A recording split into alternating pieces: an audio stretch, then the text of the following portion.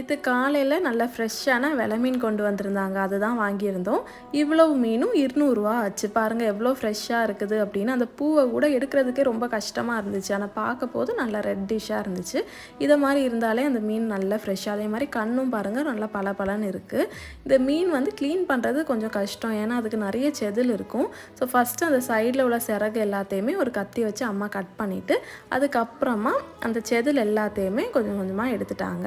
இது வந்து மீன் ஃப்ரை பண்ணி கேட்டிருந்தேன். எனக்கு இந்த வெலை மீன் வந்து ரொம்ப பிடிக்கும்.